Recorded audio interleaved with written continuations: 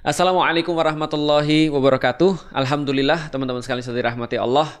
Kembali lagi pada hari ini aku bersama dengan guruku Ustadz Hafiz Abdurrahman dan beliau menemani setiap tahunnya seperti biasa membahas tentang peristiwa-peristiwa penting di dalam Islam. Dan pada hari ini kita coba akan kulik lagi tentang Idul Adha. Nah, jadi teman-teman sekalian kalau kita lihat di dalam Islam itu kan ada dua hari raya yang sangat penting di dalam Islam. Yang pertama adalah Idul Fitri setelah kita menjalani puasa sebulan di bulan Ramadan, lalu kemudian kita melakukan Idul Fitri.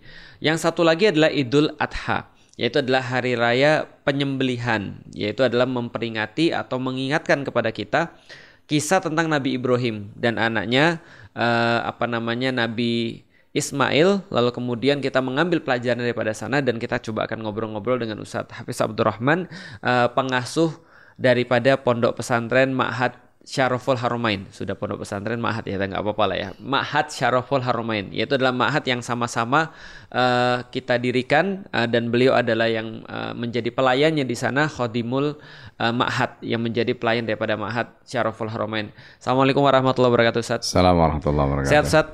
Alhamdulillah. Sat, kalau kita bahas tentang Idul Fitri dan Idul Adha nih, Sat. Sebelumnya gini, Sat. Kenapa sih, Sat, kalau di Indonesia kan kalau yang ramai kan Idul Fitri, Sat ya. Tapi kan kalau di luar kan Idul Adha. Kalau misalnya kita bahas tentang kenapanya itu biasa orang-orang bahas tentang masalah bedanya budaya, Sat. Tentang Indonesia tuh misalnya disesuaikan dengan mudik makanya ya. Idul Fitri itu lebih ramai daripada Idul Adha dan segala macam. Tapi Ustaz, kalau secara Islam sendiri Ustaz, itu yang mana sih Ustaz yang lebih akbar Ustaz, atau yang lebih besar, atau yang lebih, atau di zaman Nabi itu sebenarnya yang dirayakan lebih banyak itu adalah Idul Fitri atau Idul Adha? Mungkin kita dari situ dulu aja kali Ustaz ya. Ya, Idul Adha itu kalau kita lihat dari rangkaian peristiwanya masing-masing ya, jadi masing-masing itu punya keistimewaan. Jadi kalau Idul Fitri itu kan sebelumnya dimulai dengan puasa Ramadan. Oke. Dan kita tahu Ramadan itu Masya Allah ya, bulan paling mulia. Ya, Syahrul Mubarak. Nah, sementara Idul Adha itu dia ada di bulan haram.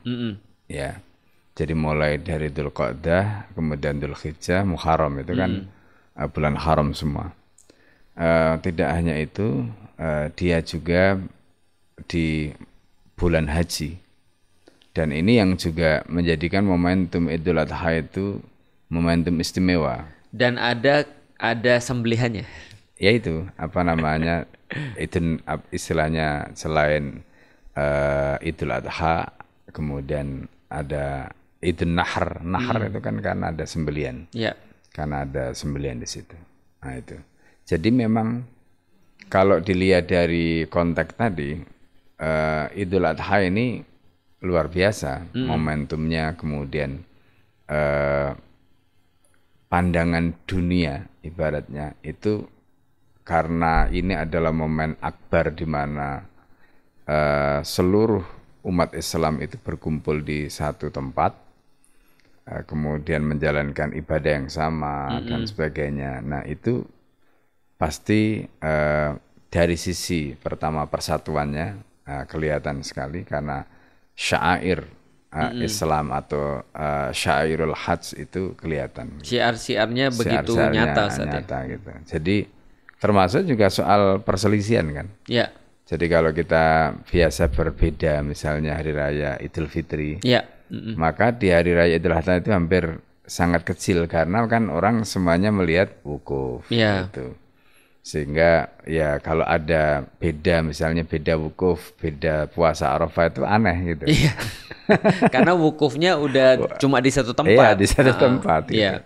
Nah karena itu dari sisi masyairnya, perasaannya itu Idul Adha dengan segala apa namanya momentum yang mengiringi tadi itu memang jauh lebih kuat dibanding dengan Idul Fitri. Gitu. Jadi sebenarnya kalau kayak di luar negeri itu karena memang mereka juga bilang iya karena Idul Adha itu kita punya sebenarnya 4 hari raya Ustaz ya. 4 hari rayanya Ustaz ya. Ya karena ada Idul Fitrinya dan 3 hari tasyrik. Idul Adha-nya sama ada tasyrik 3 hari gitu.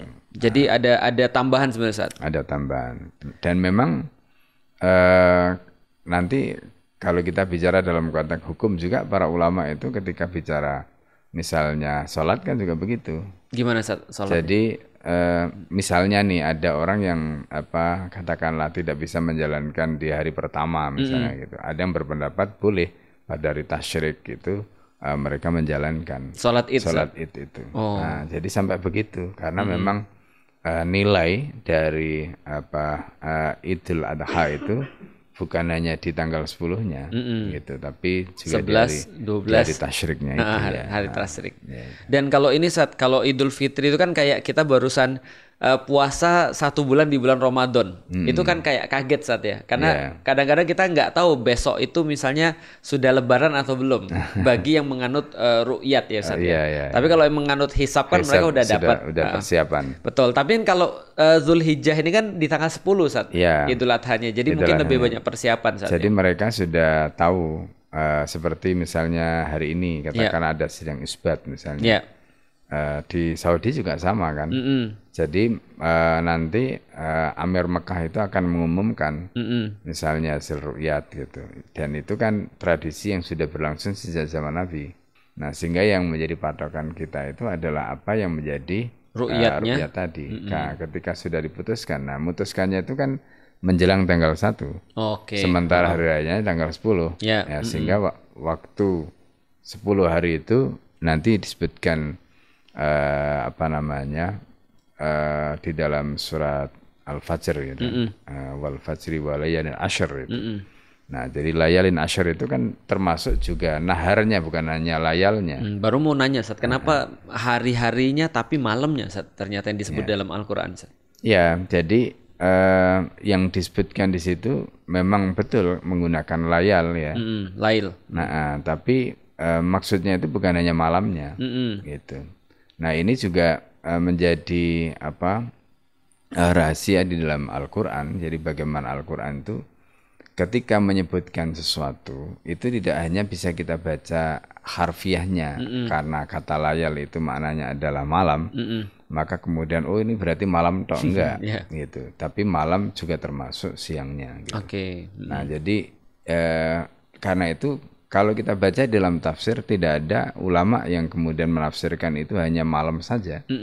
Jadi pokoknya 10 hari di bulan Dzulhijjah. Jadi 10 hari pertama di bulan Dzulhijjah itu adalah hari yang luar biasa sangat istimewa. Gitu. Ya, katanya hari-hari terbaik itu adalah 10 hari di bulan Dzulhijjah yang pertama itu. Ya. Nah pertanyaannya Sat, kalau misalnya aku secara pribadi nih pengen untuk mengambil keutamaan di 10 hari pertama di bulan Dzulhijjah. Ini yang terkenal kan sudah jelas Ustaz ya. Yang terkenal itu adalah puasa tuh Ustaz misalnya. Puasa Arafah itu terkenal banget. Atau misalnya yang paling terkenal tentu saja adalah berkurban. Tapi selain dua yang terkenal nih Ustaz, ada nggak sih keutamaan-keutamaan di bulan Dzulhijjah nih Ustaz? Pokoknya begini, pertama ya, ini kan bulan Dzulhijjah itu 1 bulan haram. Kemudian ditambah selain bulan haram. Jadi kan bulan haram itu kan ada 4 ya. Jadi Dzulqa'dah, Dzulhijjah, Muharram, kemudian Rajab kan. Nah, tetapi yang menarik adalah ini bukan hanya dinyatakan sebagai bulan haram, ya, Arba'atun Hurum, tetapi Allah sebut itu dengan walayalin ashr tadi itu karena keistimewaannya. Nah, bulan haram itu sendiri, kalau kita merujuk pada pendapat Madzhab Syafi'i atau Imam Syafi'i dalam hal ini, itu adalah bulan di mana seluruh amal kebaikan itu dilipat gandakan oleh Allah. Gitu.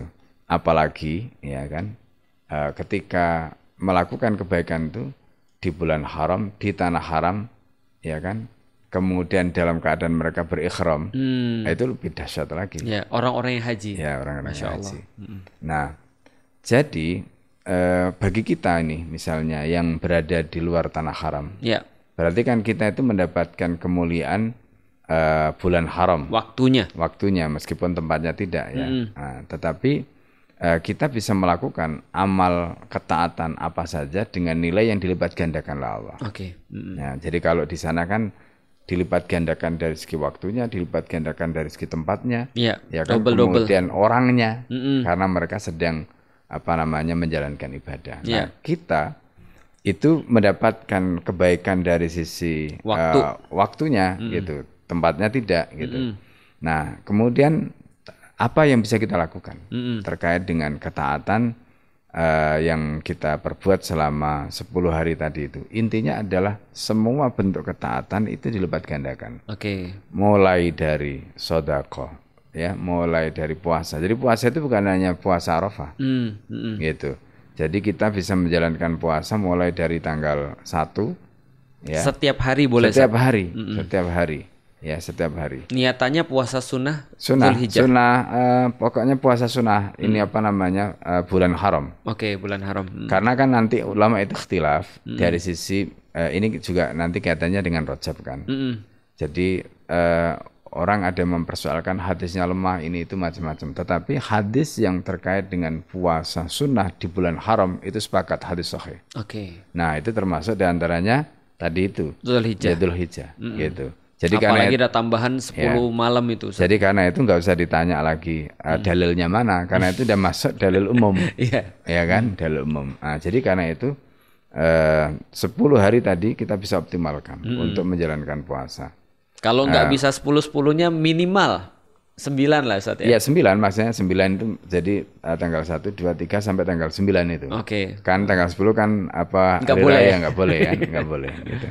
Nah, terus kemudian kebaikan yang lain ya selain puasa, mulai dari katakanlah ibadah itu anggaplah yang rawatib ya. Rawatib itu mulai dari sholat qobliyah ba'diyah itu kan katakan ada 12 kali. Itu kita kalau bisa jaga di mulai tanggal 1 ini luar biasa. Karena pasti dilipat gandakan. Belum lagi baca Quran. Jadi kalau misalnya kita sudah tahu keutamaan 10 hari Dzulhijjah tadi, maka kita bisa buat program, azamkan untuk bisa menghantamkan Al-Quran dalam waktu 10 hari. Gitu kan? Itu pro kayaknya Ustaz. Sebenarnya kalau kita hitung ya, misalnya satu kali sholat ya, kita katakan selesai itu kan baca 1 juz itu kan 30 menit. Jadi kalau kita misalnya bisa seperti itu, misalnya setiap sholat ya selesai sholat 30 menit, selesai sholat 30 menit. Dalam 1 hari itu kan paling tidak kita bisa 5 juz. Ya kalau kan? Setiap sholat kita luangkan 30 menit. 30 menit. Kan bisa 5 juz 1 hari. Berarti 10 hari dapat lumayan. Iya, kalau 1 hari itu bisa 5 juz. 5 juz kan 30 dibagi 5 berapa tuh? Tinggal 6. Berarti 6 hari. 6 hari. Artinya kalau kita bikin program 10 hari bisa khatam 2 kali itu luar biasa. Iya, luar biasa. Betul. Tapi kayaknya penonton kita paling nyari yang mudah ini kayaknya. Karena gini Ustaz, menariknya gini Ustaz. Aku pernah ditanya sama ada orang yang baru mau masuk Islam Ustaz. Dia bilang gini, bisa nggak aku ganti semuanya dengan sedekah gitu kata Ustaz. Karena bagiku sedekah lebih gampang gitu Ustaz. Ya prinsipnya begini. Ada amal itu yang masing-masing itu punya nilai yang tidak bisa digantikan oleh yang lain. Berarti tetap baca Quran sama ya, itu. Baca Quran itu tetap punya nilai meskipun sampai di dalam hadis disebutkan itu wayata'ata itu. Jadi terbata-bata. Nah, itu kan menunjukkan bahwa sekalipun dia itu kondisinya sulit gitu. Itu kan tetap ada nilai dan nilai beratnya itu ada nilai gitu. Jadi yang penting diniatkan dulu. Ya, yang penting itu berapapun dapatnya pokoknya baca itu ada nilainya. Gitu. Baik, 30 juz dalam waktu 10 hari berarti 1 hari 3 juz lah. Dapat itu Ustaz ya. Insyaallah. Terus selain tadi Ustaz, selain puasa, lalu kemudian sholat rawatib, lalu baca Quran. Apa lagi Ustaz? Ya termasuk sedekah tadi. Jadi kalau misalnya kita kan orang mau korban mau apa ya kan. Itu kan biasanya sudah diazamkan mulai dari awal. Malah sebelum biasanya. Ya, malah sebelumnya. Dan karena itu nanti kaitannya kan terkait dengan ini nanti misalnya orang itu kalau sudah niat korban kan dia juga harus menjaga tidak boleh motong kuku, tidak boleh motong rambut, macam-macam kan begitu. Nah, kalau dia sudah azam dari awal kan melakukan itu sebagai bentuk kesunahan tadi. Oh berarti kalau aku perjelas gini Ustaz, kalau misalnya ada seseorang sudah mau untuk berkurban, misalnya dia bilang gini, Ustaz aku titip ya kurbanku ke MSH misalnya, terus dia belilah kurbannya Ustaz.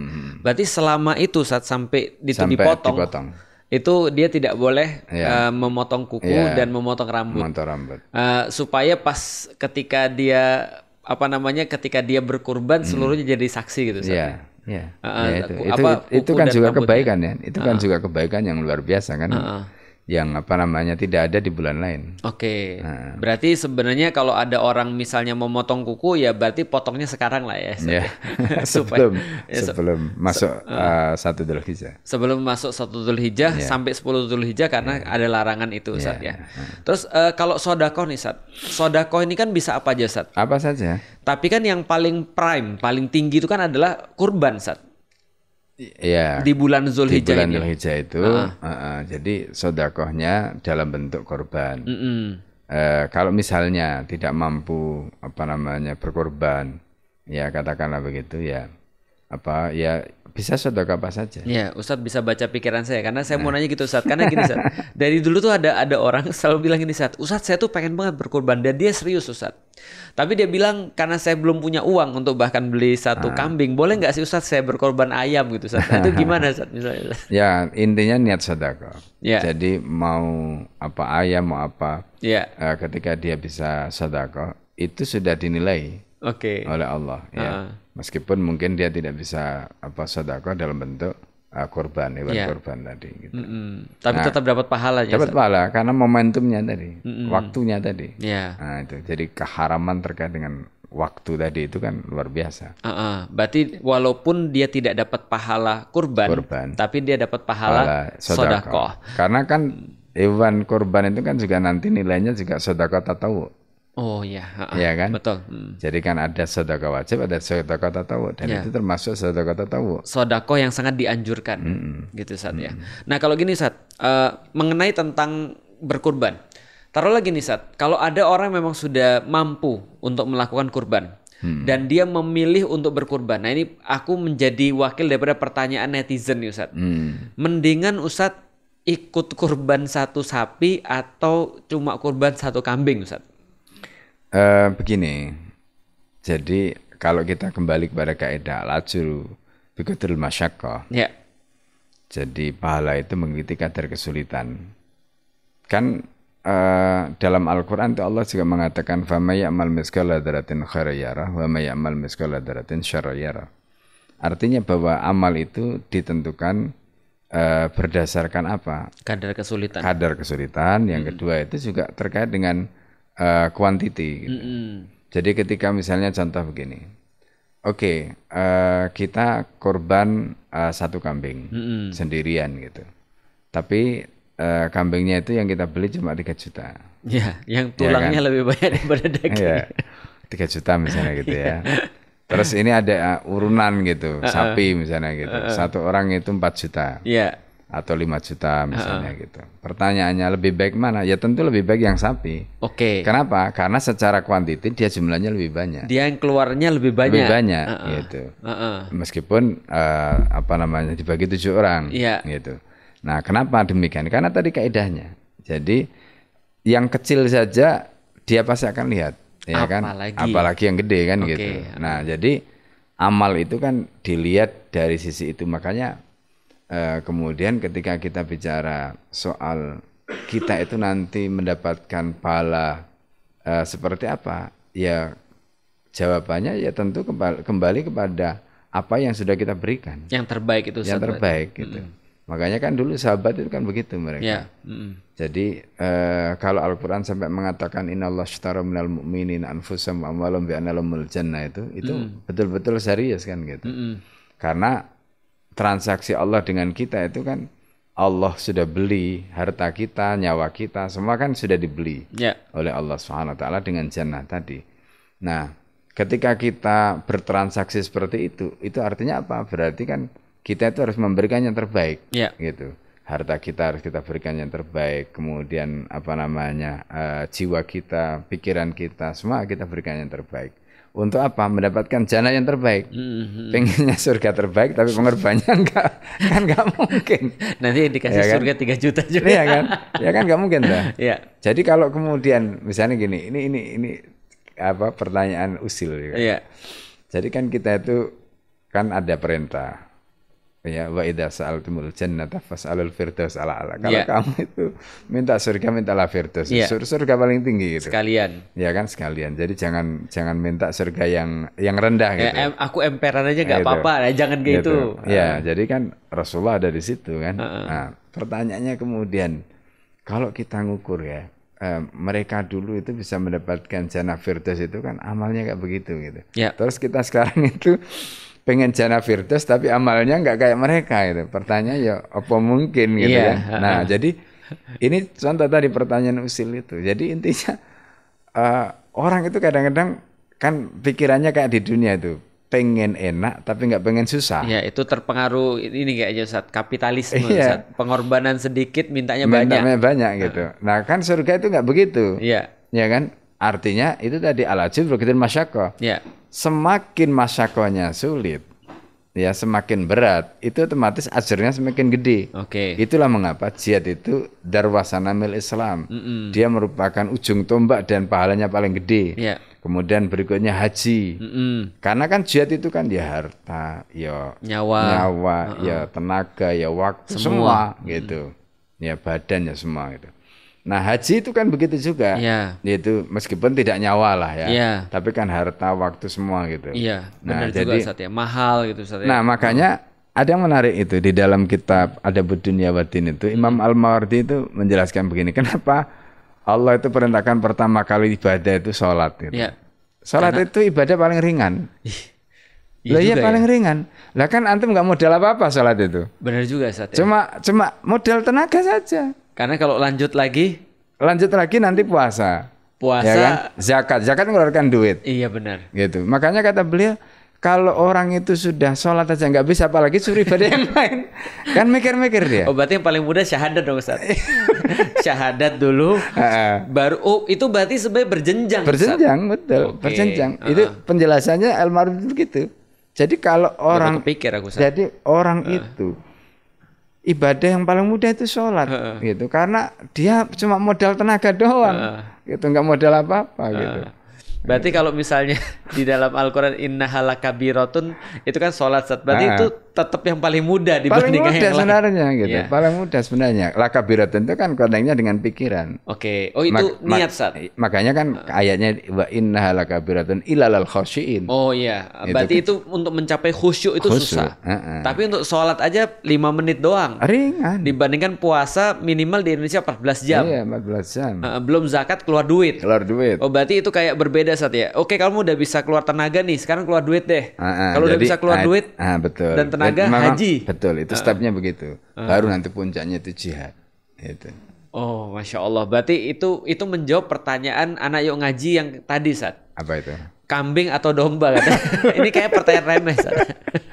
Jadi udah terjawab juga. Berarti tergantung kambingnya berapa dan dombanya berapa. Iya. Tapi salah nggak sih Sat kalau ada yang bilang bahwa Rasul tuh bukan korban kambing tapi domba? Enggak, itu kan begini, kita membaca ya. Ketika kita membaca apa yang dilakukan Rasul itu kan kita tidak bisa membaca secara harfiah. Nah, itu nanti dipelajari dalam ilmu usul kayak begitu. Jadi makanya kemudian ulama itu membuat kaidah tadi itu supaya kemudian nanti itu kita bisa melihat dari perspektif yang berbeda gitu. Tidak letterlek. Gitu. Kalau letterlek kan Rasulullah domba, udah domba. Misalnya gak Rasulullah ada sapi di Arab ya kan, nggak ada sapi kan, wah ini nggak ada dalilnya. Nanti malah jadi begitu kan. Jadi repot juga, makanya kemudian ulama itu menjelaskan begitu. Gitu. Jadi kuncinya itu sebenarnya tadi al-ajr biqadril masyaqqah gitu. Nah, jadi ketika al-ajr biqadril masyaqqah itu hitungannya itu bukan soal mau pakai domba, mau pakai kambing, mau pakai ini, tetapi berapa yang sudah kita keluarkan gitu, karena itu kan menggambarkan tadkhiyah dia gitu. Tapi boleh nggak Ustaz kalau kita sudah benar-benar tadi kita mempersembahkan yang terbaik, tapi ternyata nih ada domba sama sapi sama-sama urunan 4 juta misalnya Ustaz. Tapi boleh nggak kita mikirin cara gini?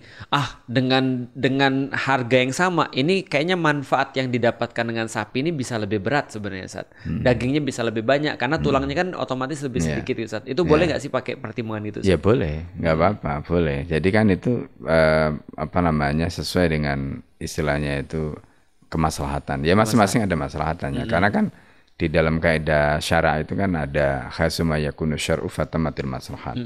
Artinya setiap ketentuan syarat yang diberlakukan itu kan pasti ada maslahatnya gitu. Nah hanya saja pertimbangan maslahat itu kan bisa didetailkan gitu. Termasuk tadi misalnya ya contoh terkait dengan misal ini kalau hitungannya pakai sapi itu dagingnya nanti lebih banyak karena dengan katakanlah sama-sama 4 juta kemudian nanti dapat daging sekian. Kalau kambing itu 4 juta cuma daging sekian misalnya gitu. Ya itu pertimbangan maslahat. Nah kalau gitu ada tambahan lagi, Ustaz. Karena gini, Ustaz, selain daripada pertimbangan tadi, kalau udah syar'i udah beres lah, Ustaz. Bahwasanya yang kita persembahkan adalah yang terbaik yang kita punya. Jangan sampai yang kita persembahkan adalah sesuatu yang kita mampu lebih lagi di atasnya tapi kita cuma segini. Ini kan kayak apa ya, yang dulu kita pernah bahas kayak Kobil itu, Ustaz. Jadi dia bisanya lebih tapi dia cuma mempersembahkan yang setengah gitu, Ustaz. Nah tapi itu nanti kita bisa bahas lagi. Tapi ini ada pertanyaan yang lain lagi, Ustaz.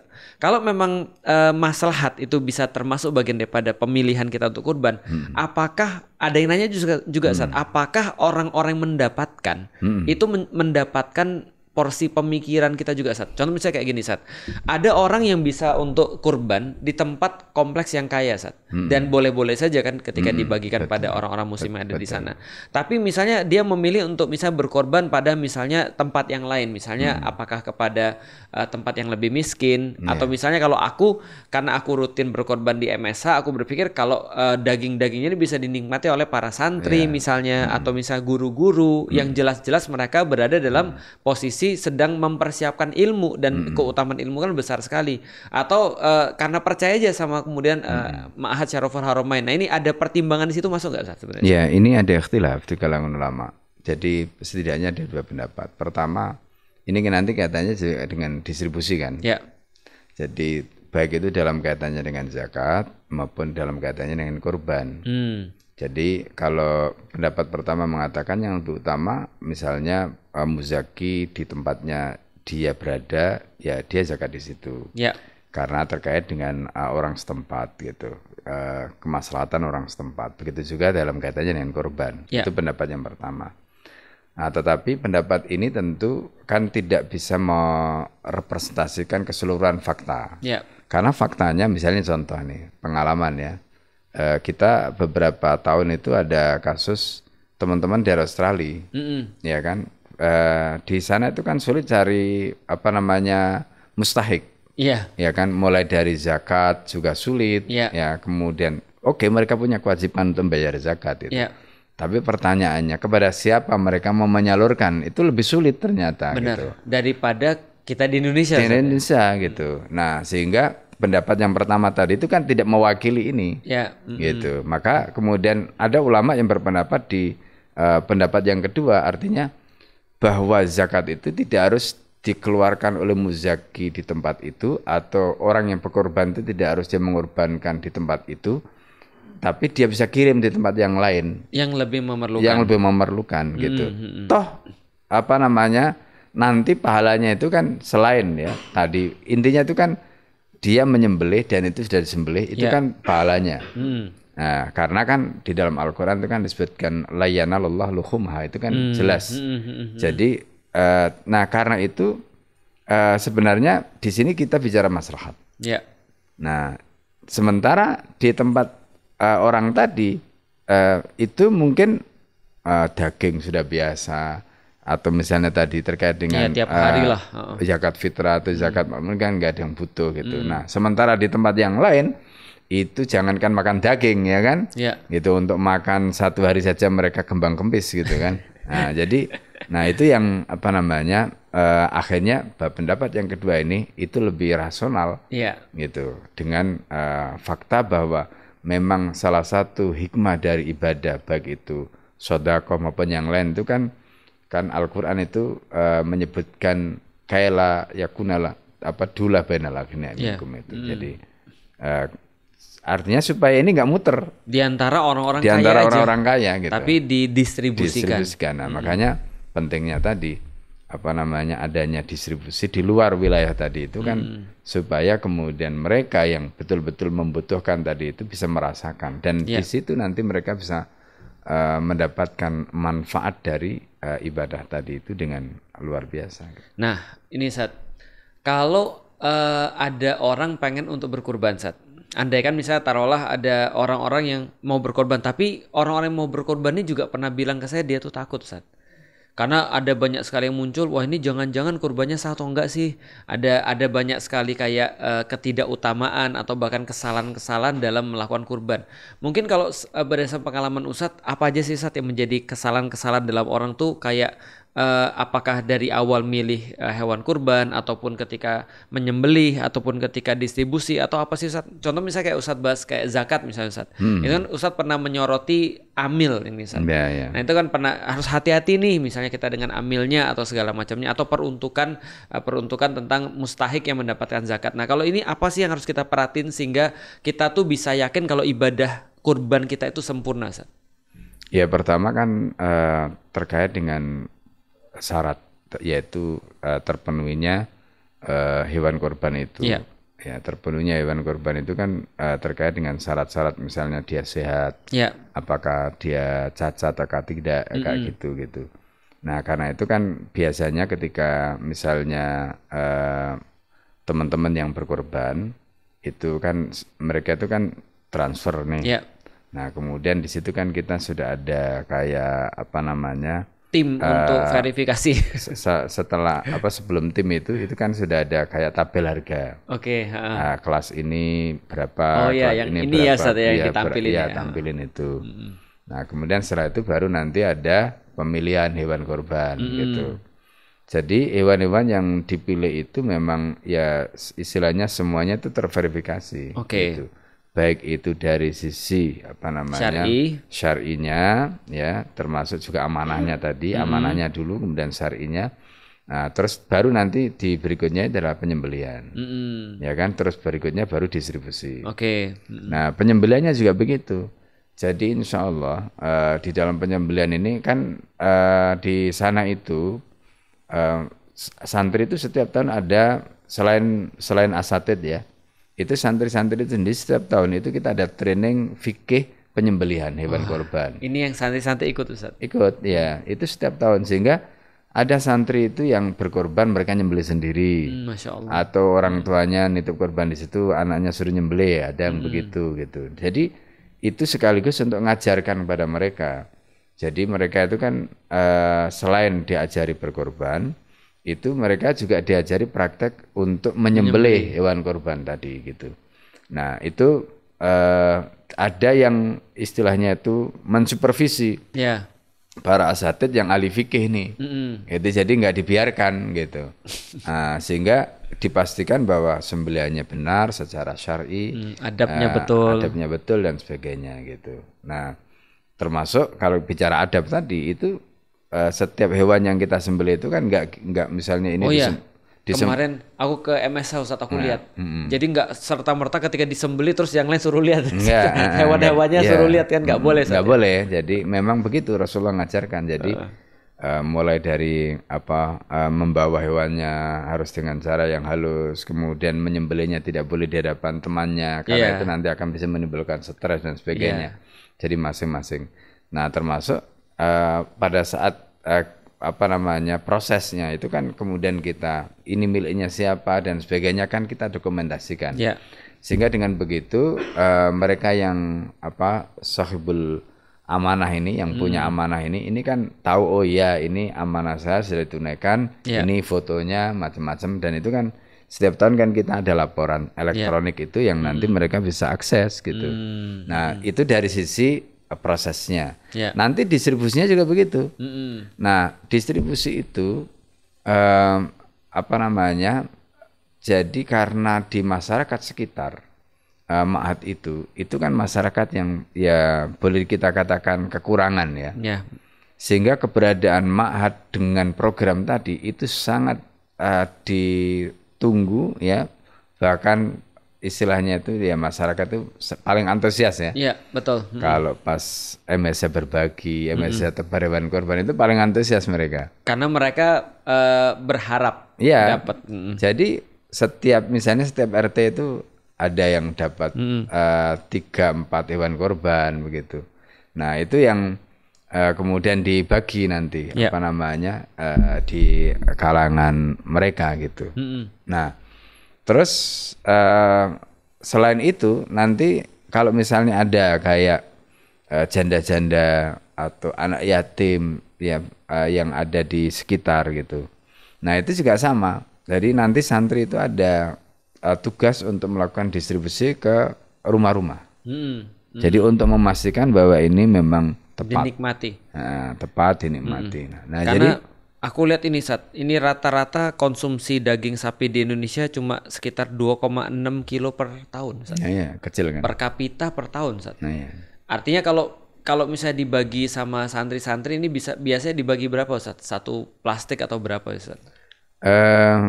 Biasanya kalau kiloan ya, kalau kiloan itu ada yang 2,5, ada yang 3 kilo. Oh itu berarti udah 1 tahun Ustaz. Ya, jadi itu untuk masyarakat. Untuk masyarakat. Untuk masyarakat. Karena kan kalau untuk santri itu kalau di Ma'had ya itu biasanya mereka setiap pekan itu ada kalau khasnya kan karena tukang masaknya dari Jawa Timur itu ada namanya rawon. Dan itu kan sapi. Iya. Itu hampir setiap minggu anak-anak itu. Oke. Setiap minggu makanan. Ya. Jadi kalau di Ma'had sendiri ada tiap minggu mereka makan daging gitu. Alhamdulillah. Ya. Tapi kalau untuk pas lagi Idul Adha mereka juga ada makan bareng. Ada. Jadi santri itu asiknya justru di situ.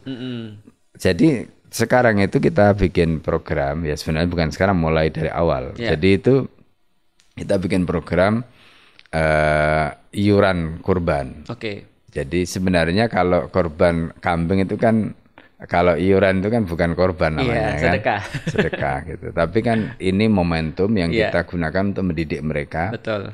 Terus yang kedua itu nanti mereka itu bisa merasakan gitu. Jadi mereka nyembelih, mereka motongi, masak sampai nyate gitu ya. Itu mereka itu Masya Allah itu suasana termasuk bonding. Jadi teman-teman satu kelas dengan wali kelasnya, dengan musyrif sakannya yang wali asrama itu bonding itu nanti di situ. Nah itu asiknya itu makan bareng, macam-macam semua di situ. Nah itu setiap tahun mereka menikmati suasana itu. Gitu. Nah jadi selain dari kambing mereka sendiri. Nah, kalau misalnya nanti kurang ya kan ada subsidi silang. Iya. Itu ada dari subsidi silang yang lain. Dari yang lain. Gitu. Nah, kalau gitu gini Sat. Berarti tujuan kita udah nyampe nih Sat. Artinya kalau aku misalnya mau kurban, itu dari awal memang aku tidak mau repot Ustaz. Jadi kita cuma mikir, ya udahlah yang penting kita udah percaya semuanya dari segi verifikasi hewan kurban sudah dilakukan sama pihak dari Ma'had, dari MSH, dari segi misalnya penyembelihan dan pengawasannya itu juga sudah dilaksanakan oleh pihak dari Ma'had, sampai kemudian distribusinya dipastikan dipastikan agar yang mendapatkan daging ini adalah orang-orang memang dengan maslahat yang besar yang sudah kita bahas tadi. Jadi sebenarnya itulah kenapa MSH itu memberikan solusi bagi orang-orang kayak malas kayak saya itu Nah, bahkan untuk hewan seperti sapi misalnya, itu kita ada kerjasama insya Allah tahun ini itu dengan IPB, Fakultas Peternakan gitu, untuk memastikan kesehatan gitu. Karena kan kadang-kadang ada ya mohon maaf cacing pitanya macam-macam. Nah, itu yang bisa melakukan pengawasan seperti itu kan dokter hewan. Nah, jadi itu juga sebagai bentuk tanggung jawab gitu. Karena kan kita juga tidak ingin nanti memberikan kepada masyarakat terkait dengan korban lalu kemudian ada efek ya kan. Penyakit dan sebagainya gitu. Makanya ya kita ingin betul-betul semuanya kita jalankan dengan sempurna, mulai dari proses awalnya sampai penyembelihan, distribusi dan pengawasan kesehatan dan sebagainya. Alhamdulillah sih Ustaz. Artinya aku kemarin juga lihat sih yang terakhir kali itu memang benar-benar sudah sangat profesional Ustaz. Jadi pas motongnya itu ada apa semacam kayak kamar yang terpisah ya.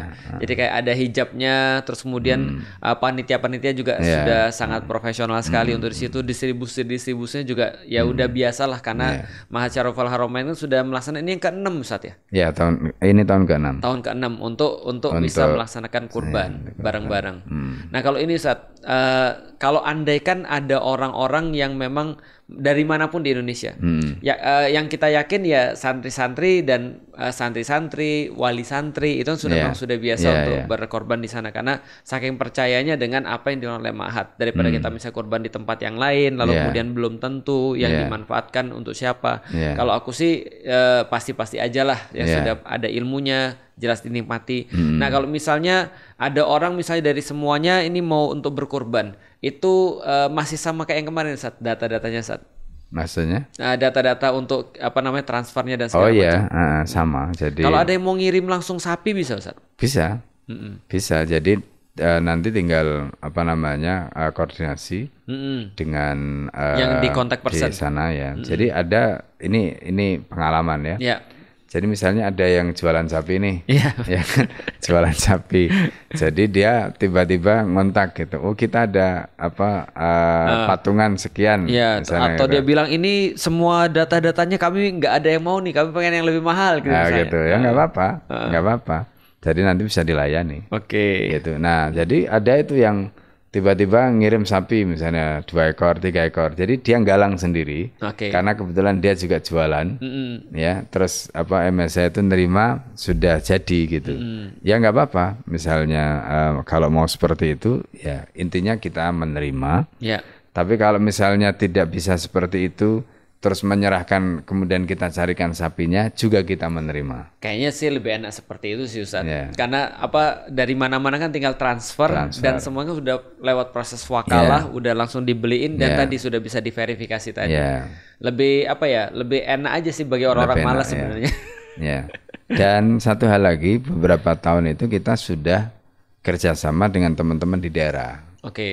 Jadi seperti di Tulungagung itu juga sama daerah-daerah minus ya, di Pacitan ya daerah-daerah minus gitu. Jadi artinya kalau misalnya nanti di MSI itu sudah cukup distribusinya ke masyarakat gitu, kemudian ada di daerah-daerah minus yang membutuhkan itu kita biasanya juga ada apa namanya para asatid yang sama dengan kualifikasi seperti yang tadi kita sebutkan. Nah itu nanti menjadi salah satu opsi kita, ya sehingga dengan begitu tidak terjadi penumpukan, gitu. Karena kan ini amanah. Jadi kalau kan kadang-kadang begini ya, banyak kasus itu saking banyaknya, gitu. Jadi saking banyaknya misalnya di satu masjid sampai ada 25 sapi, belum lagi kambingnya, jadi bingung. Apa namanya panitianya itu bingung distribusinya kemana gitu. Sementara ini kompleknya orang kaya semua. Iya benar, benar. Aku banyak lihat kayak gitu. Itu terjadi di Bogor ini terjadi gitu. Termasuk di komplek saya sendiri. Gitu. Nah jadi karena itu supaya ini tidak terjadi maka kita ada opsi tadi untuk distribusi gitu. Supaya kemudian itu juga untuk memastikan jangan sampai nanti sebenarnya ini orang nggak butuh tapi karena memang harus didistribusikan akhirnya ya jadi begitu, jadi tidak maksimal gitu. Nah jadi teman-teman sekalian, buat teman-teman sekalian yang mau untuk ikut bareng-bareng berkurban, kurban ini adalah bagian daripada apa ya, rasa syukur kita pada Allah. Makanya Allah membuka dengan kalimat Inna a'toinakal kautsar. Kami sudah memberikan bagimu adalah apa namanya nikmat yang sangat banyak. Maka Allah katakan fasalli li rabbika wanhar. Nah maka kita sholat pada Allah yang paling mudah tadi dan juga ada naik tingkat dikit nih, yaitu adalah berkorban lah. Nah artinya kalau teman-teman mau berkorban, teman-teman bisa untuk menyalurkan kita di Ma'had Syarofal Haramain ini membuka bagi teman-teman sekalian yang nggak mau repot untuk misalnya langsung ini ada list-listnya maunya yang mana seperti apa terus keinginannya tinggal ditransfer dan semuanya akan kita proses sesuai dengan amanah yang diberikan kepada kita. Semuanya nanti dokumentasinya lengkap dan insya Allah seperti biasa aku secara pribadi insya Allah juga akan main ke Ma'had Syaraful Haramain ketika hari raya penyembelihan. Pertama-tama untuk ngelihat sembelihanku di situ gitu kan ya. Lalu kemudian untuk laporan kepada teman-teman sekalian bagaimana yang sudah teman-teman amanahkan ini terus kemudian diaktivitaskan. Nah, mungkin ini Ustaz, terakhir untuk para netizen Ustaz. Ini kemarin tuh kita diminta untuk menyemangati Ustaz. Menyemangati agar kita tuh mau untuk berkorban Ustaz, untuk mau mengeluarkan untuk berkorban, karena Indonesia tuh kaum mendang-mending Ustaz. Apa itu? Mendang-mending itu gini Ustaz, kalau dia udah ngelihat harga itu dia dibandingin Ustaz. Nah, dibandingin, wah sapi ini udah dapat motor nih gitu misalnya. Nah, atau misalnya wah 4 juta untuk kambing nih, wah aku udah bisa top up apa nih misalnya kayak gitu-gitu. Nah, itu kasih coba motivasi kepada kita Ustaz, atau walaupun mungkin murid-murid Ustadz selama ini udah banyak Ustadz kasih tentang motivasi, tapi kan di luar sana mungkin ada beberapa daripada kita yang masih perlu untuk dimotivasi untuk mengeluarkan kurban nih Ustadz. Jadi hewan kurban yang kita korbankan itu nanti akan menjadi tunggangan kita di akhirat. Itu yang disampaikan oleh Nabi. Bahkan kalau kita baca dalam riwayat yang lain, pahalanya itu nanti dihitung berdasarkan jumlah bulunya. Dan itu kan kembali kepada kaidah al-ajru biqadril masyaqqah tadi. Jadi semakin gede, semakin bulunya semakin banyak, berarti semakin banyak pahalanya. Nah, di samping itu ada filosofi yang dibangun oleh Nabi ya. Nah, ini kaitannya dengan mendang-mending tadi itu. Jadi filosofinya begini, apa yang kita sedekahkan itu tidak habis. Tidak habis. Justru yang tidak disedekahkan itu yang habis. Itu filosofinya. Nabi itu ketika menyembelih hewan ya kambing lah dalam hal ini, Ibunda Aisyah ditanya, ma baqiya minha ya Aisyah, baqiya kullu ila katfiha. Jadi semuanya masih kecuali bagian kakinya enggak ada. Sudah ambil, sudah sedekahkan. Maka justru filosofinya dibalik oleh Nabi. Jadi yang masih itu justru hilang, yang sudah diberikan itu justru itu yang abadi. Jadi justru menurut Rasulullah kaki yang hilang itu justru yang masih yang abadi. Yang abadi. Yang masih ada itu justru itu yang hilang. Yang hilang. Karena kalau sesuatu yang kita sudah niatkan karena Allah dan itu sudah dieksekusi, sudah dijalankan, itu kan sudah dicatat. Ya. Sudah ada catatannya. Gitu. Dan kemudian catatan tadi kan nggak akan terhapus. Ya. Sementara yang mendang-mending tadi itu kan akhirnya kan nggak dapat apa-apa. Ya. Gitu. Nah di sini harusnya filosofi itu yang kita harus tanamkan betul gitu di dalam diri kita. Dan ketika kita itu dalam riwayat yang lain bahkan Rasulullah itu menyebutkan kalau orang itu sudah mampu kemudian dia tidak berkorban, sampai kata Nabi, jangan pernah mendekat ke tempat sholatku gitu. Dan ini kan menunjukkan betapa ibadah ini ya, pengorbanan ini itu luar biasa gitu. Ya. Luar biasa. Dia levelnya tadi tidak seperti level sholat ya kan, karena dia sudah membutuhkan harta gitu, melibatkan harta yang tentu lebih berat kan bagi orang yang punya harta tadi. Nah, tapi kalau dia bisa melakukan itu, maka tentu makomnya, kedudukannya pasti dia akan naik, ya kan? Karena posisinya tadi. Nah, ini di antara hal-hal yang kita mesti pahami gitu, konteksnya dengan korban tadi. Jadi itu gambarannya. Berarti sebenarnya ada yang bilang bentuk paling nyata daripada cinta itu kan pengorbanan. Betul. Jadi kalau kita sudah mau untuk berkorban, berarti mudah-mudahan kita tuh dicintai oleh Allah karena itu. Nah, insya Allah teman-teman sekalian, ditunggu. Kita akan buka untuk siapapun yang mau untuk berkorban. Nanti siapa yang mau ngebarengin saya untuk di sapi? Nah itu kalau sapi 7 saat ya berarti 7 ya. 7 orang. Nah berarti nanti ada listnya tuh di atas, ada Felix Yao di atas. Nah itu siapa yang mau bareng-bareng? Karena sapi itu nanti akan jadi tunggangan. Nah berarti kita nanti akan naik bareng-bareng. Gitu. Asal jangan yang gede-gede badannya.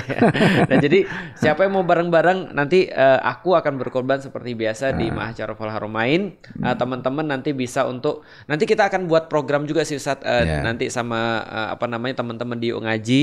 Siapa yang nanti yang mau berkorban bareng kita untuk di Ngaji. Tapi teman-teman juga bisa untuk langsung berkorban di Ma'had Syaraful Haramain. Teman-teman bisa mendapatkan informasinya seperti biasa. Nanti kita akan tuliskan di captionnya, kita juga akan tuliskan di videonya buat teman-teman sekalian.